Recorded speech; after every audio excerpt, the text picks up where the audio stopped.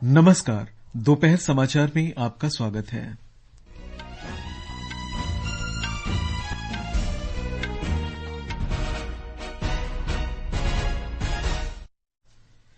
लोकसभा चुनाव के 5वें चरण के लिए प्रचार आज शाम समाप्त हो जाएगा।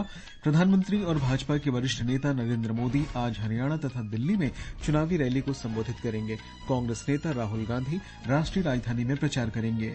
दिल्ली पुलिस ने स्वाति मालीवाल से दुर्व्यवहार मामले में मुख्यमंत्री अरविंद केजरीवाल की सहयोगी विभा कुमार को हिरासत में लिया। भारत ने किर्गिस्तान में बिश्केक में विदेशी छात्रों के साथ हिंसा की खबरों के बाद भारतीय छात्रों को घरों में ही रहने की सलाह दी।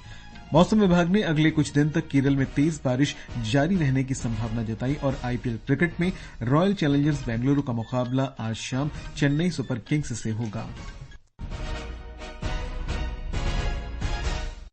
दोपहर समाचार के साथ मैं निखिल कुमार।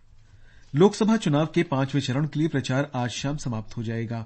इस चरण में उत्तर प्रदेश की 14 सीटों, महाराष्ट्र की 13, पश्चिम बंगाल की 7, बिहार और ओडिशा की 5-5, झारखंड की 3, जम्मू कश्मीर और लद्दाख की 1-1 सीट पर 20 मई को वोट डाले जाएंगे। प्रधानमंत्री और भारतीय जनता पार्टी के वरिष्ठ नेता नरेंद्र मोदी तथा कांग्रेस के वरिष्ठ नेता राहुल गांधी आज से दिल्ली में चुनावी प्रचार शुरू कर रहे हैं। एक रिपोर्ट। अब केवल 7 दिन बचे हैं जब दिल्ली के मतदाता राष्ट्रीय राजधानी की हाई प्रोफाइल सीटों पर जीत हासिल करने के लिए चुनाव लड़ रहे उम्मीदवारों के भाग्य का फैसला करेंगे। मतदाताओं को लुभाने के लिए राजनीतिक पार्टियां पहले से ही प्रचार अभियान चला रही हैं। दिल्ली के चुनावी अभियान में आज से और तेजी आएगी जब भाजपा के वरिष्ठ नेता नरेंद्र मोदी और कांग्रेस के पूर्व अध्यक्ष राहुल गांधी जनसभाओं के जरिए मतदाताओं को आकर्षित करने के लिए प्रचार अभियान में भाग लेंगे। नरेंद्र मोदी उत्तर पूर्वी दिल्ली में बीजेपी उम्मीदवार मनोज तिवारी के पक्ष में एक जनसभा को संबोधित करेंगे। वहीं कांग्रेस नेता राहुल गांधी चांदनी चौक लोकसभा क्षेत्र के तहत आने वाले अशोक विहार स्थित रामलीला मैदान में जनसभा में शामिल होंगे। श्री गांधी चांदनी चौक सीट से पार्टी प्रत्याशी जयप्रकाश अग्रवाल के पक्ष में मतदाताओं को लुभाएंगे। वहीं दिल्ली के मुख्यमंत्री अरविंद केजरीवाल पश्चिमी दिल्ली संसदीय क्षेत्र से पार्टी प्रत्याशी महाबल मिश्रा के पक्ष में जनसभा में शामिल होंगे। भूपेंद्र सिंह, आकाशवाणी समाचार, दिल्ली। प्रधानमंत्री आज हरियाणा के अंबाला और सोनीपत में शाम को रैली करेंगे। पूर्व केंद्रीय मंत्री दिवंगत रतनलाल कटारिया की पत्नी श्रीमती बंटो कटारिया अंबाला से भाजपा उम्मीदवार हैं, जबकि मोहनलाल बडोली सोनीपत से चुनाव लड़ रहे हैं। दिल्ली और हरियाणा में छठे चरण में 25 मई को वोट डाले जाएंगे। भारतीय जनता पार्टी के वरिष्ठ नेता राजनाथ सिंह ने कहा है कि विश्व भर के प्रमुख अर्थशास्त्रियों और वित्तीय कंपनियों ने मोदी सरकार की इस पहल को स्वीकार किया है, जिसके माध्यम से पिछले 10 वर्षों में 25 करोड़ लोगों को गरीबी से बाहर निकालने में मदद मिली है। श्री सिंह आज उत्तर प्रदेश के बस्ती जिले में भाजपा उम्मीदवार के समर्थन में एक रैली को संबोधित कर रहे थे। उन्होंने कहा कि भारत के बारे में विश्व का नजरिया बदल चुका है। श्री सिंह आज लखनऊ में भी जनसभा को संबोधित करेंगे। गृहमंत्री और भाजपा के वरिष्ठ नेता अमित शाह ने आज झांसी में एक जनसभा में कांग्रेस और INDI गठबंधन पर परिवार केंद्रित गठबंधन होने का आरोप लगाया। एक और 12 लाख करोड़ के घपले घोटाले करने वाला ये इंडिया अलायंस, मैं आपको पूछने आया हूँ, 10 साल तक सोनिया मनमोहन सरकार चली, 12 लाख करोड़ के घपले घोटाले भ्रष्टाचार करे, और दूसरी ओर मोदी जी है 23 साल तक मुख्यमंत्री प्रधानमंत्री रहे, उन पर 25 पैसे का आरोप कोई नहीं लगा सकता। गृहमंत्री आज अमेठी में पार्टी उम्मीदवार स्मृति ईरानी के समर्थन में रोड शो करेंगे।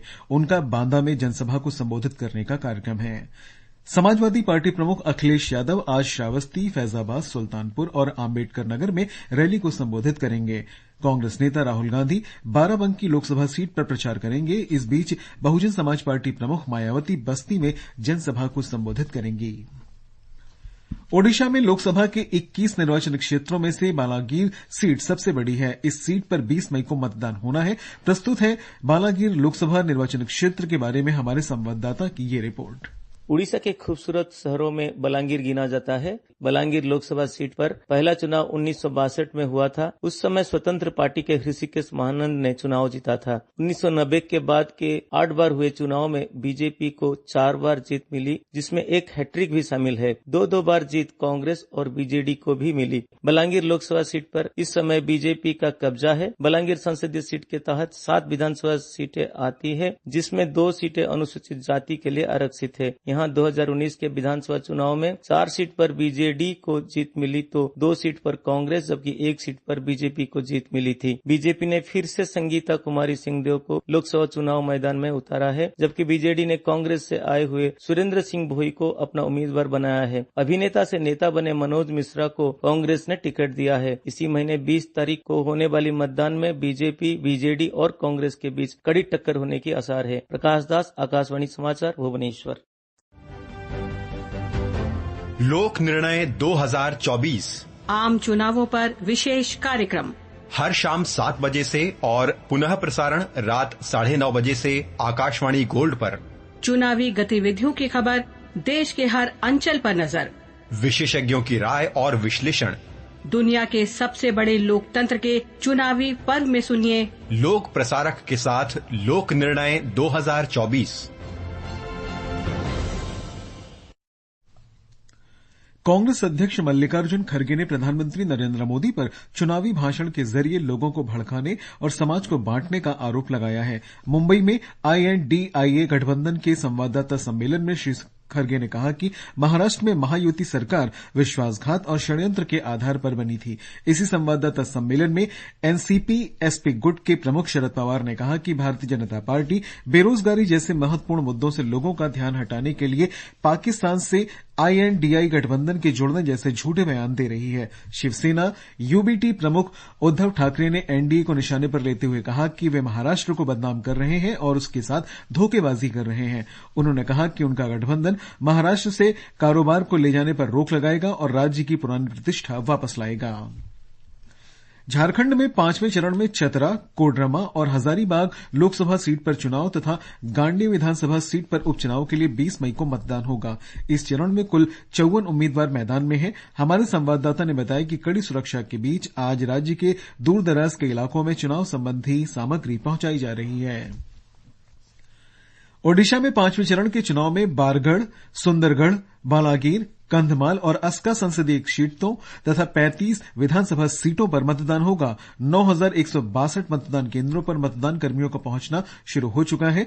ओडिशा के मुख्यमंत्री और बीजू जनता दल के प्रमुख नवीन पटनायक, भाजपा के वरिष्ठ नेता और पूर्व केंद्रीय मंत्री जुएल ओराम और दिलीप रे, संगीता कुमार सिंहदेव, पूर्व भारतीय हॉकी कप्तान दिलीप टर्की की किस्मत का फैसला इस चरण में होना है। लद्दाख में 20 मई को होने वाले लोकसभा चुनाव के लिए जांस्कर सब डिवीजन के सभी 44 मतदान केंद्रों के लिए मतदान दल आज करगिल से रवाना हो गए। जम्मू कश्मीर की बारामूला कुपवाड़ा लोकसभा सीट पर 5वें चरण में 20 मई को मतदान होगा। जम्मू कश्मीर में 26,000 पंजीकृत कश्मीरी पंडित मतदाताओं में से 18,000 से अधिक पात्र मतदाता हैं। प्रवासी मतदाताओं के लिए 29 मतदान केंद्र बनाए गए हैं, जिनमें से 24 केंद्र जम्मू में, 4 दिल्ली में और 1 उधमपुर में स्थापित किया गया है।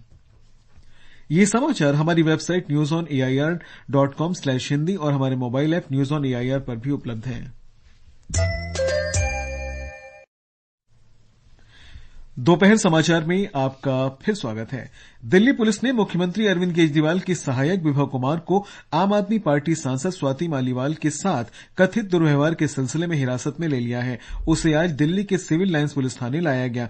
इससे पहले सुश्री मालीवाल ने विभव कुमार के खिलाफ 13 मई को मुख्यमंत्री आवास पर उन्हें परेशान करने और प्रताड़ित करने की शिकायत दर्ज कराई थी। जवाब में विभव कुमार ने भी सुश्री मालीवाल के विरुद्ध शिकायत दर्ज कराई है, जिसमें आरोप लगाया गया है कि मालीवाल घटना के दिन मुख्यमंत्री आवास पर अवैध रूप से प्रवेश कर रही थी।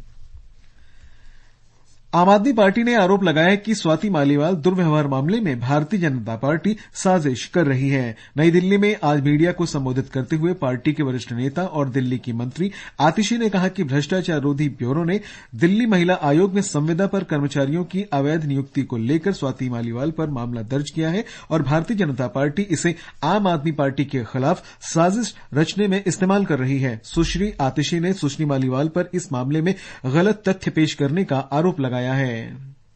मुख्यमंत्री अरविंद केजरीवाल की आवास के बाहर मालीवाल के निकालने के वीडियो का उल्लेख करते हुए सुश्री आतिशी ने कहा कि सुश्री मालीवाल को पुलिस को धमकाते हुए और मुख्यमंत्री आवास से बिना किसी परेशानी के बाहर जाते हुए देखा जा सकता है। वो ऊंची आवाज में पुलिस कर्मियों को ललकार रही हैं, धमका रही हैं और वो कहीं पर भी उनको शिकायत करती नहीं नजर आ रही हैं कि उनके साथ कुछ गलत हुआ।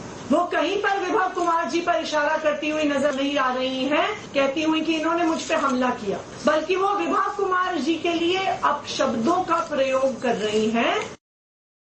इस बीच भाजपा ने आम आदमी पार्टी के आरोपों का खंडन किया है। पार्टी प्रवक्ता शहजाद पूनावाला ने आरोप लगाया कि आम आदमी पार्टी भ्रष्टाचार, कदाचार और दुष्प्रचार में शामिल है और वो इस घटना को आंशिक रूप से स्वीकार करने के बाद अब आरोपियों का बचाव कर रही है।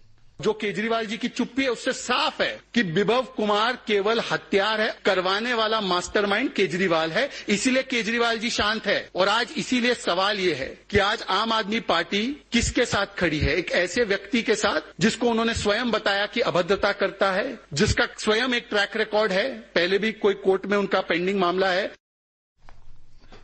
ये समाचार आकाशवाणी से प्रसारित किए जा रहे हैं। ताजा समाचार जानने के लिए आप हमारे Twitter handle @AIR News Hindi को फॉलो कर सकते हैं।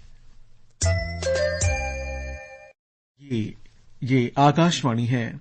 भारत ने किर्गिस्तान के बिश्केक में भारतीय विद्यार्थियों को घरों में ही रहने की सलाह दी है। विदेशी विद्यार्थियों को निशाना बनाने की हिंसा की रिपोर्ट के बाद ये परामर्श जारी किया गया है। बिश्केक में भारतीय विद्यार्थियों की सुरक्षा सुनिश्चित करते हुए विदेश मंत्री डॉ सुब्रमण्यम जयशंकर ने कहा कि स्थिति की निगरानी की जा रही है और अब हालात नियंत्रण में हैं। श्री जयशंकर ने विद्यार्थियों को दूतावास के साथ संपर्क बनाए रखने की सलाह दी है। किर्गिस्तान में भारतीय दूतावास ने विद्यार्थियों के लिए आपातकालीन नंबर 05557100041 जारी किया है। किर्गिस्तान में बिश्केक में पिछले कुछ दिन से कई हिंसक घटनाएं हो रही हैं, जिनमें पाकिस्तान के 5 विद्यार्थियों की मृत्यु हो गई और कई घायल हो गए। ये घटना 13 मई को एक छात्रावास में पाकिस्तानी विद्यार्थियों के साथ विवाद के बाद शुरू हुई थी और इसने हिंसक रूप ले लिया। अराजकता के माहौल के बीच पाकिस्तानी विद्यार्थियों ने आरोप लगाया कि पाकिस्तानी दूतावास या स्थानीय अधिकारियों से उन्हें कोई मदद नहीं मिली थी। मौसम विभाग ने केरल के पथनमथिट्टा, इडुक्की और मलप्पुरम जिलों में आज ऑरेंज अलर्ट जारी किया है। यहां तेज से बहुत तेज वर्षा होने की संभावना है। इसके साथ ही 9 अन्य जिलों में येलो अलर्ट जारी किया गया है। मौसम विभाग ने कहा है कि कल से राज्य में और भी तेज बारिश होने की संभावना है।